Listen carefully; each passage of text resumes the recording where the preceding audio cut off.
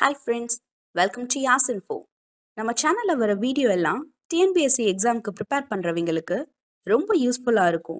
So நம்ம யாஸ் info சேனலை subscribe பண்ணுங்கள். அதோட பக்கத்தில் இருக்கிற பெல் ஐக்கானையும் ப்ரெஸ் பண்ணுங்கள். அப்போ தான் நாங்கள் போடுற வீடியோ உங்களுக்கு உடனுக்குடன் கிடைக்கும்.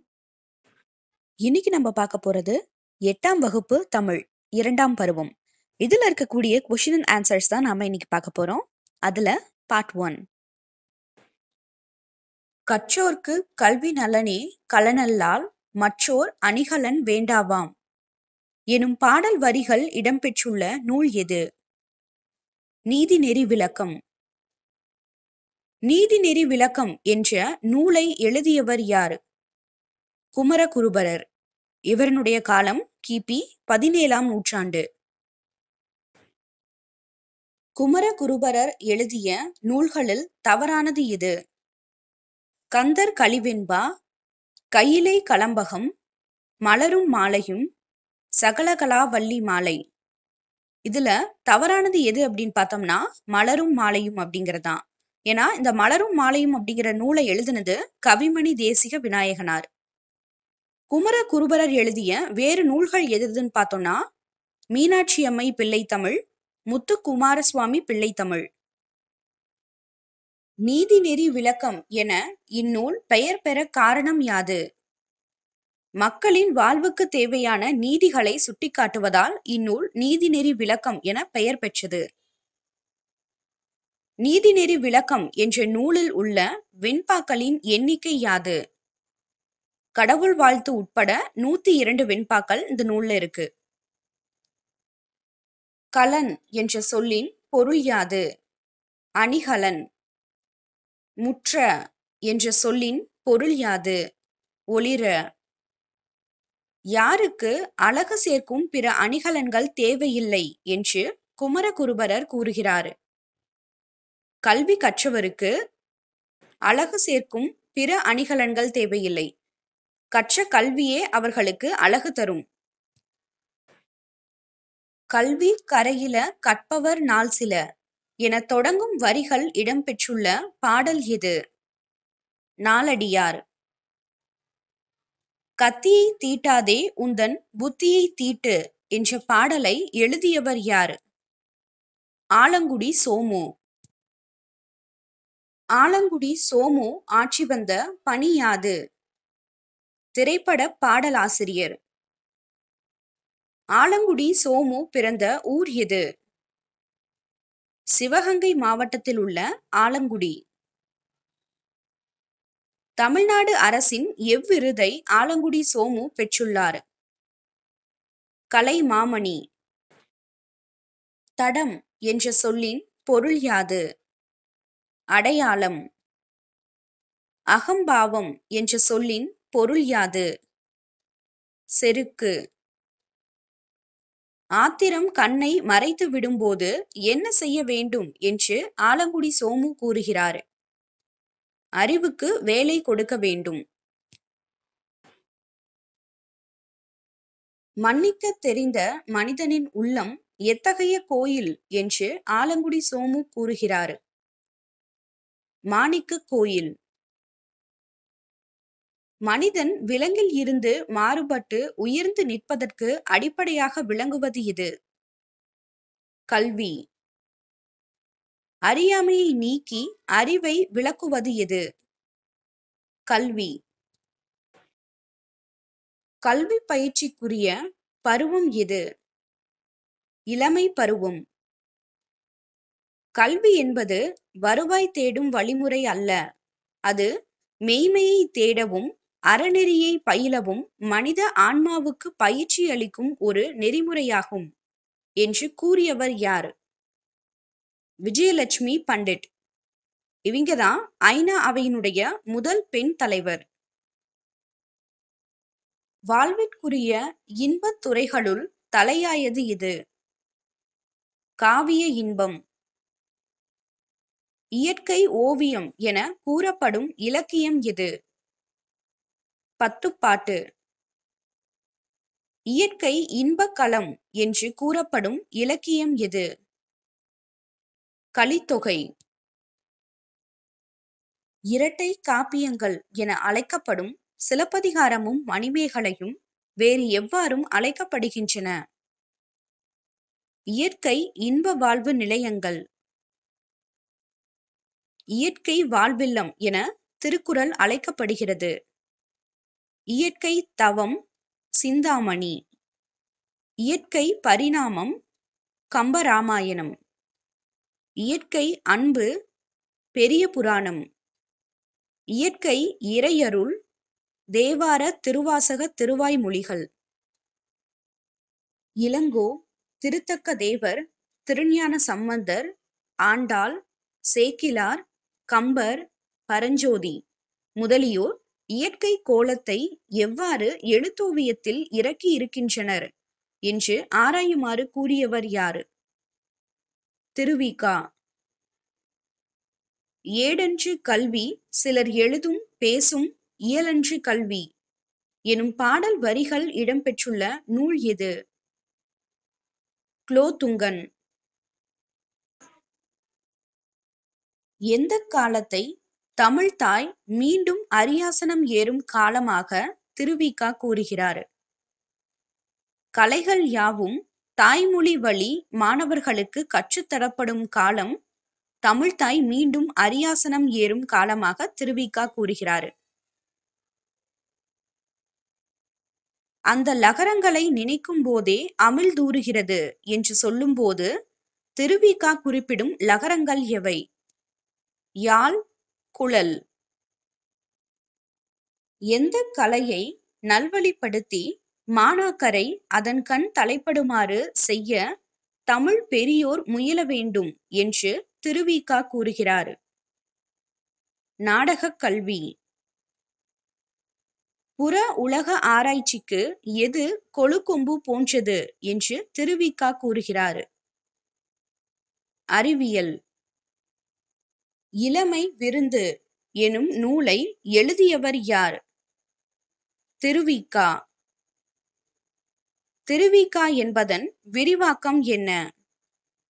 திருவாரூர் விருத்தாசலம் கல்யாண சுந்தரனார். தமிழ் தென்றல் என அழைக்கப்படுபவர் யாரு? திருவிக. திருவிக எழுதிய நூல்களில் தவறானது எது? மனித வாழ்க்கையும் காந்தியடிகளும், பெண்ணின் பெருமை, தமிழ்ச் சோலை, பொதுமை வேட்டல், முருகன் அல்லது அழகு. இதுல தவறானது எதுன்னு பார்த்தோம்னா எதுவும் இல்லை. ஏன்னா இது எல்லா நூல்களுமே திருவிக எழுதினதுதான். எவை இரண்டும் பண்புடைமை என்று திருவள்ளுவர் கூறுகிறார்? அன்பு உடையவர்களாக இருப்பது மற்றும் சிறந்த குடியில் பிறந்து இருப்பது. இது ரெண்டும் தான் பண்புடைமை அப்படின்ட்டு திருவள்ளுவர் கூறுகிறார்.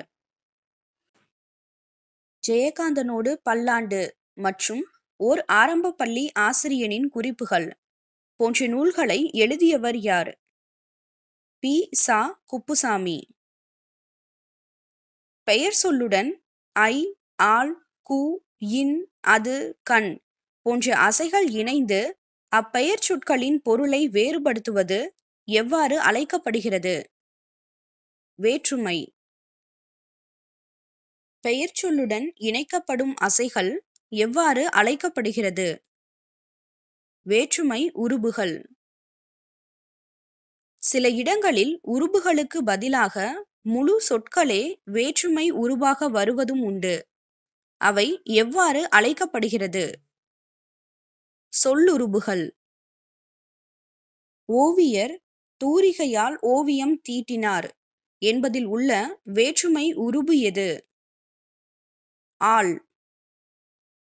ஓவியர் தூரிகை கொண்டு ஓவியம் தீட்டினார் என்பதில் உள்ள சொல்லுருபு எது? கொண்டு. வேற்றுமை எத்தனை வகைப்படும்? 8 வகைப்படும். உருபு இல்லாத வேற்றுமைகள் எவை? முதல் மற்றும் 8ஆம் வேற்றுமை. வேற்றுமை உருபுகள் இடம்பெற்றுள்ள தொடர்கள் எவ்வாறு அழைக்கப்படுகிறது? வேற்றுமை தொடர்கள். பெரும்பாலான சொற்றொடர்களில் இடம்பெறும் 3 உறுப்புகள் எவை? எழுவாய், செயப்படுபொருள், பயனிலை.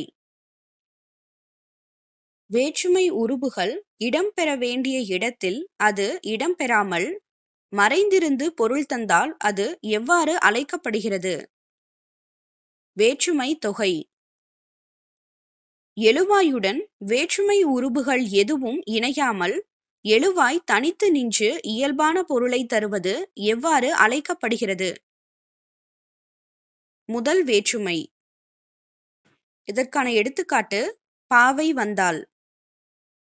பாவை அப்படிங்கிற எழுவாயுடன் எந்த ஒரு வேற்றுமை உருபுகளும் இணையாம அந்த எழுவாய் தனித்து நின்று இயல்பான பொருளை தருகிறது. அதனால இது முதல் வேற்றுமை. எழுவாய் வேற்றுமை என்று குறிப்பிடப்படும் வேற்றுமை எது? முதல் வேற்றுமை. இரண்டாம் வேற்றுமைக்கு உரிய உருபு எது? ஐ. இரண்டாம் வேற்றுமை உருபு எந்த பெயருடன் இணைகிறதோ அப்பெயர் எந்த உறுப்பாக மாறிவிடுகிறது? செயப்படுபொருள். செயப்படுபொருள் வேற்றுமை என்று அழைக்கப்படுவது எது? இரண்டாம் வேற்றுமை. ஒரு பெயரை செயப்படு பொருளாக வேறுபடுத்தி காட்டுவதால் இரண்டாம் வேற்றுமையானது செயப்படு பொருள் வேற்றுமை என அழைக்கப்படுகிறது. இரண்டாம் வேற்றுமை எத்தனை வகையான பொருள்களில் வரும்? 6 வகையான பொருள்களில் வரும். அந்த 6 வகையான பொருள்கள் எதுன்னு பார்த்தோம்னா ஆக்கல், அழித்தல், அடைதல், நீத்தல், ஒத்தல், உடைமை. இரண்டாம் வேற்றுமைக்கு உரிய பொருள்கள் மற்றும் எடுத்துக்காட்டுகள். கரிகாலன் கல்லணையை கட்டினான். இந்த தொடரானது ஆக்கல் பொருளை தருது. பெரியார் மூட நம்பிக்கையை ஒழித்தார். இந்த தொடர் அழித்தல் பொருள்ல வருது. கோவலன் மதுரையை அடைந்தான். இது அடைதல் அப்படிங்கிற பொருள்ல வருது. காமராசர் பதவியை துறந்தார். இது நீத்தல் பொருள்ல வருது. தமிழ் நமக்கு உயிரை போன்றது. இது ஒத்தல் பொருள்ல வருது. வள்ளுவர் பெரும் புகழை உடையவர். இது உடைமை பொருள்ல வருது. மூன்றாம் வேற்றுமைக்கு உரிய உருபுகள் எவை? ஆள், ஆண், ஒடு, ஓடு இதெல்லாமும் மூன்றாம் வேற்றுமைக்கு உரிய உருபுகள். கருவிப்பொருள் மற்றும் கருத்தா பொருள் ஆகிய 2 வகையான பொருள்களில் வரும் வேற்றுமை உருபுகள் யாவை? ஆள், ஆண். கருவிப்பொருள் எத்தனை வகைப்படும்? 2 வகைப்படும். அவை முதற்கருவி, துணைக்கருவி. முதற்கருவி அப்படிங்கிறது கருவியே செய்யப்படும் பொருளாக மாறுவது. அதற்கான எடுத்துக்காட்டு மரத்தால் சிலை செய்தான். இதுல மரம் அப்படிங்கிறது தான் கருவி. இந்த கருவியே சிலை அப்படிங்கிற பொருளாக நமக்கு கடைசியா கிடைக்குது. அதனால இது முதற்கருவி. துணைக்கருவி அப்படிங்கிறது ஒன்றை செய்வதற்கு மட்டும் துணையாக இருப்பது துணைக்கருவி. இதற்கான எடுத்துக்காட்டு உளியால் சிலை செய்தான். இங்க உளி அப்படிங்கிறது தான் கருவி, சிலை அப்படிங்கிறது பொருள். சிலை அப்படிங்கிற பொருள் செய்யற வரைக்கும் தான் இந்த உளி அப்படிங்கிற கருவி துணையா இருக்கும். அந்த பொருள் செஞ்சு முடிச்சதுக்கு அப்புறம் அந்த பொருளுக்கும் கருவிக்கும் எந்தவித தொடர்பும் இருக்காது. இந்த மாதிரி இருக்கிறது துணைக்கருவி. கருத்தா பொருள் எத்தனை வகைப்படும்? 2 வகைப்படும். அவை ஏவுதல் கருத்தா, இயற்றுதல் கருத்தா. ஏவுதல் கருத்தா அப்படிங்கிறது பிறரை செய்ய வைப்பதுதான் ஏவுதல் கருத்தா. கரிகாலனால் கல்லணை கட்டப்பட்டது. இந்த எடுத்துக்காட்டு பார்க்கிறப்போ இங்க கரிகாலன் அவரா செய்யல, கரிகாலன் பிறரை கொண்டு அந்த செயலை செஞ்சாரு. அடுத்து தானே செய்வது இயற்றுதல் கருத்தா. எடுத்துக்காட்டு சேக்கிலாரால் பெரிய புராணம் இயற்றப்பட்டது. இங்க சேக்கிலார் தான் அந்த பெரிய புராணத்தை இயற்றுனது. இந்த மாதிரி தானே செய்யறது இயற்றுதல் கருத்தா. மூன்றாம் வேற்றுமை உருபுகளில் எது பெரும்பாலும் செய்யுள் வழக்கில் இடம்பெறும்? இந்த மூன்றாம் வேற்றுமை உருபுகள் ஆள், ஆண், ஒடு, ஓடு அப்படிங்கிறது. இதுல செய்யுள் வழக்கில் இடம்பெறக்கூடியது ஆண் அப்படிங்கிறது. எடுத்துக்காட்டு புறந்தூய்மை நீரான் அமையும். உடனிகழ்ச்சி பொருளில் வரும் வேற்றுமை உருபுகள் எவை? ஒடு, ஓடு. தாயோடு குழந்தை சென்றது. அமைச்சரோடு அலுவலர்கள் சென்றனர். நான்காம் வேற்றுமைக்கு உரிய உருபு எது? கு அப்படிங்கிறது தான் நான்காம் வேற்றுமைக்கு உரிய உருபு. இது எந்தெந்த மாதிரி பொருள்கள் எல்லாம் வரும் அப்படின்னு பார்த்தோம்னா, கொடை, பகை, நட்பு, தகுதி, அதுவாதல், பொருட்டு, முறை, எல்லை, இந்த பொருள்கள் எல்லாம் வரும். இதற்கான எடுத்துக்காட்டுகளோட பார்க்கலாம். முல்லைக்கு தேர் கொடுத்தான் அப்படிங்கிறது கொடை அப்படிங்கிற பொருளை தருது.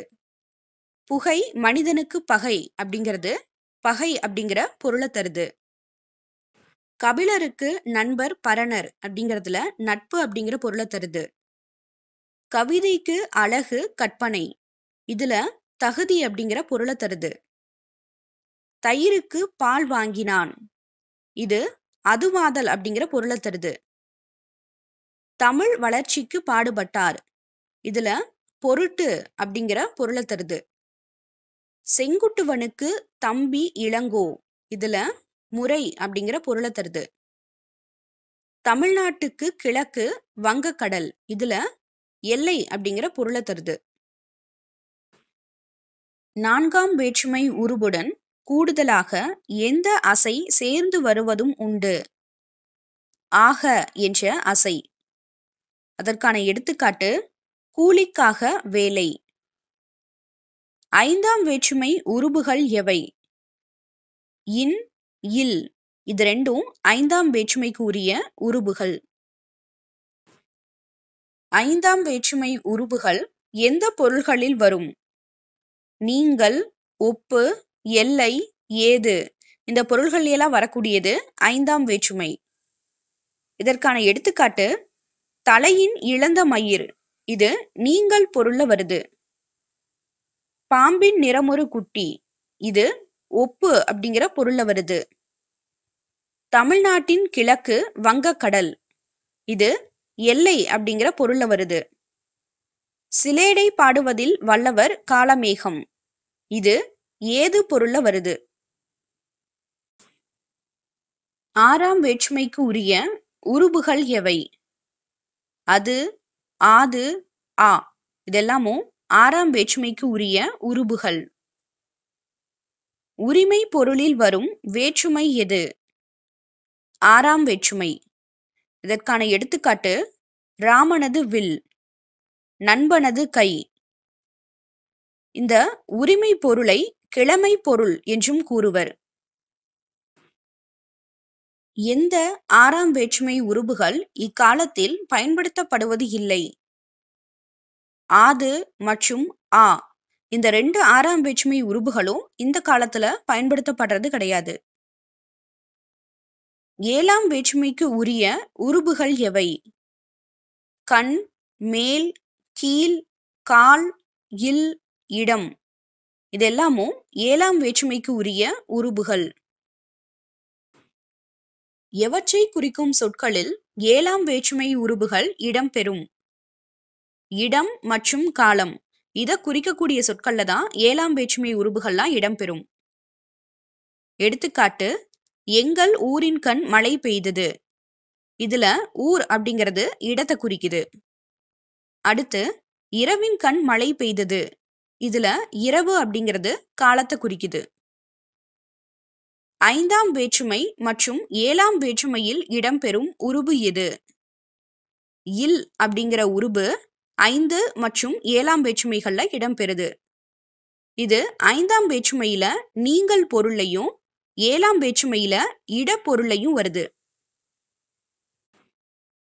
எட்டாம் வேற்றுமை எந்த பொருளில் வரும்? விழிப்பொருள்ல வரும். விழி அப்படிங்கிறது அழைத்தல், அதாவது கூப்பிடுறது. விழி வேற்றுமை என்றால் என்ன? படர்க்கை பெயரை முன்னிலை பெயராக மாற்றி அழைப்பது விழி வேற்றுமை.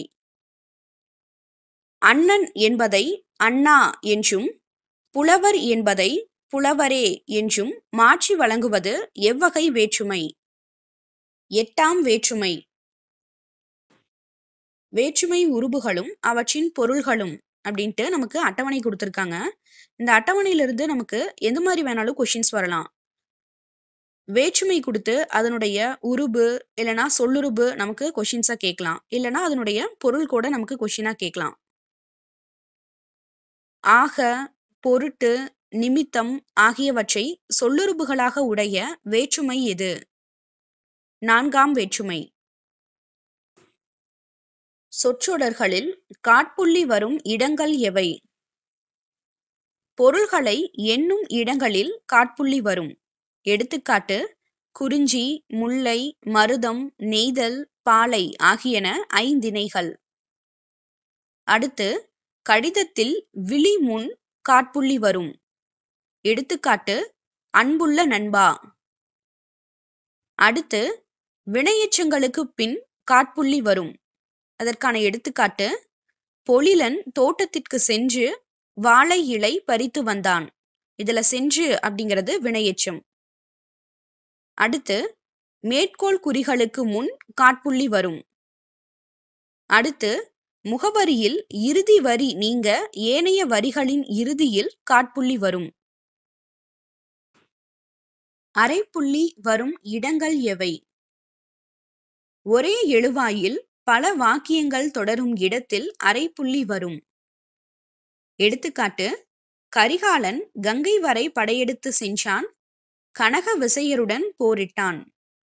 இதுல கரிகாலன் அப்படிங்கிறதா எழுவாய். அடுத்து, உடன்பாடு மற்றும் எதிர்மறை கருத்துக்களை ஒன்றாக கூறும் இடத்தில் அரைப்புள்ளி வரும்.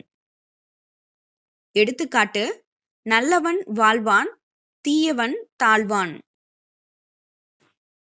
சிறு தலைப்பான தொகைச்சொல்லை விரித்து கூறும் இடத்தில் வரும் நிறுத்தற்குறி எது? முக்காட்புள்ளி. எடுத்துக்காட்டு: முத்தமிழ், இயல், இசை, நாடகம். இதுல முத்தமிழ் அப்படிங்கிற தொகைச்சொல்லை விரித்து கூறக்கூடிய இடத்துல வரக்கூடியது முக்காட்புள்ளி. முற்றுப்புள்ளி வரும் இடங்கள் எவை? தொடரின் இறுதியில் முற்றுப்புள்ளி வரும். சொற்குறுக்கங்களை அடுத்து முற்றுப்புள்ளி வரும். அதற்கான எடுத்துக்காட்டு: திரு, வி, கா அப்படிங்கிற சொற்களை குறுக்கி சொல்றப்போ அங்க முற்றுப்புள்ளி வரும். அடுத்து, பெயரின் தலைப்பெழுத்தை அடுத்து முற்றுப்புள்ளி வரும். தலைப்பெழுத்து அப்படிங்கிறது இனிஷியல். இதுல நே, து, சுந்தர வடிவேல் அப்படின்ட்டு இங்க தலைப்பெழுத்தை அடுத்து முற்றுப்புள்ளி வந்திருக்கு. மகிழ்ச்சி, வியப்பு, அச்சம், அவலம், இரக்கம் முதலான உணர்ச்சியை வெளியிடும் இடங்களில் வரும் நிறுத்தற்குறி எது? வியப்புக்குறி. ஒற்றை மேற்கோள் குறி வரும் இடங்கள் எவை? தனி சொல்லையோ தனி எழுத்தையோ விளக்கி காட்டும் போதும், இரட்டை மேற்கோள் குறியில் இன்னொரு கூற்று உட்பட்டு வரும்போதும் ஒற்றை மேற்கோள் பயன்படுத்தப்படுகிறது. இரட்டை மேற்கோள் குறி வரும் இடங்கள் எவை? நேர்கூற்றுகளிலும், செய்யுள் அடிகளையோ பொன்மொழிகளையோ குறிப்பிடும் இடங்களிலும் இரட்டை மேற்கோள் குறியை பயன்படுத்த வேண்டும். ஆர்னமெண்ட் என்ற சொல்லின் பொருள் யாது? அணிகலன். ரிஃபார்ம் என்ற ஆங்கில சொல்லுக்கு இணையான தமிழ் சொல் எது? சீர்திருத்தம். ப்ளீஸ் ஃப்ரெண்ட்ஸ், இந்த வீடியோ உங்களுக்கு பிடிச்சிருந்தா லைக் பண்ணுங்க, கீழே உங்களுடைய கருத்துக்களை கமெண்ட் பண்ணுங்க, உங்களுடைய ஃப்ரெண்ட்ஸ்க்கு இந்த வீடியோவை ஷேர் பண்ணுங்க.